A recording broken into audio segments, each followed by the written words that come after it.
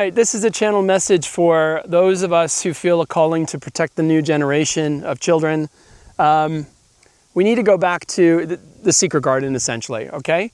The problem started with the eating from the tree of knowledge. And so what we need to do is we need to make sure that the youth, they don't make the same mistake. How do we do that? Well,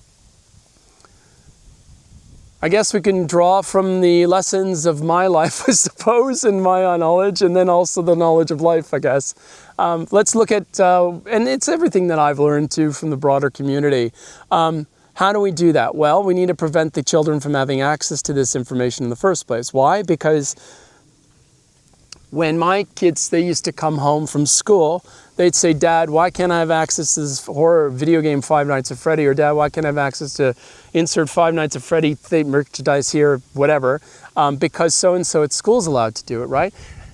And what happens at that stage is that the bad guy wins automatically, right? Why? Because he's already invaded the space. He's invaded the space by way of either me condoning and allowing this stuff, or by me becoming it myself, right? By being the bad guy and saying no. Because regardless, peace has been disturbed at that juncture with both my son and myself, which has now created noise that prevents us from having this connection to source or inhibits it, okay? And so the battle actually is in the classroom at school with the peers, okay? Because one of the peers has eaten from the apple, okay? So what we need to do is we need to put up a perimeter-based firewall where there's none of these apples around, okay? For the children to eat.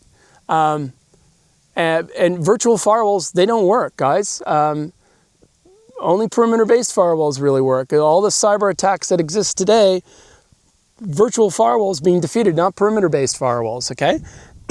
And, we gotta you gotta look at, we can also draw knowledge on from immigration policies in countries, when you identify a country you're looking to move towards, you move to it because there's something about that country that you find desirable, something about it that works, right?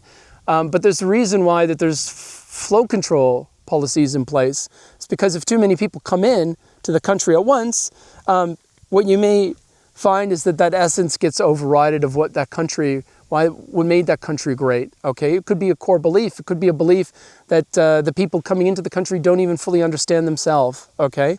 Who knows? But this same truth applies to the human mind. The mind is also can also be viewed as a country, right? How is it invaded? Well, it's invaded by screens, right? And access to information without discernment on screens.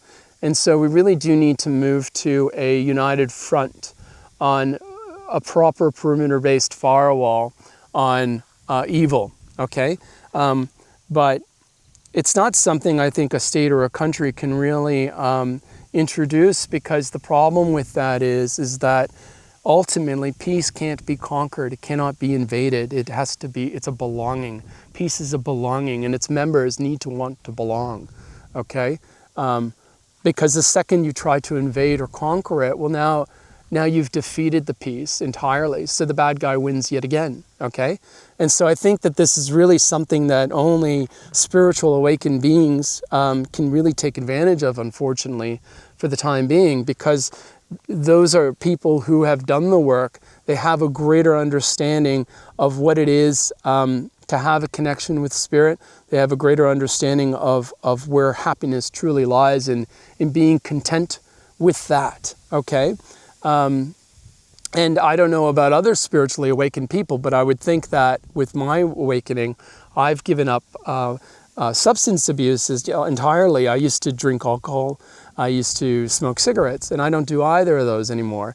But the reason why I bring that up is, you see, when you do these habits of going outside all the time, it conditions you into thinking that you need to go outside instead of going within, right? And it's that also adds noise in establishing that connection with God and Source, right? And the universe at large. So, and then the other reason why that's now noise, right? But it's not just noise in that.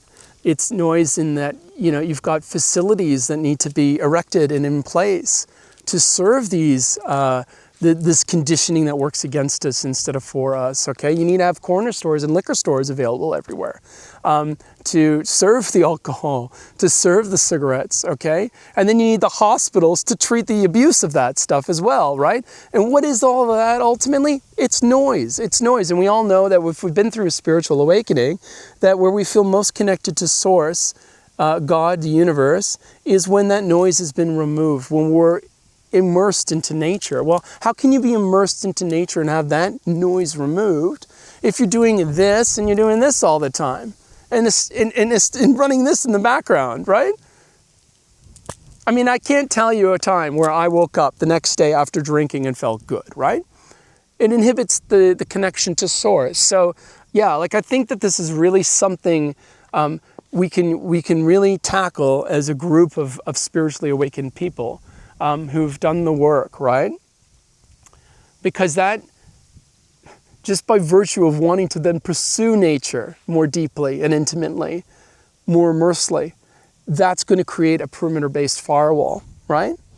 And then that community, all the community then need to do is just make sure that we're all on the same page as to what fruit we're going to allow in that garden for the children to have access to. Talk to you later.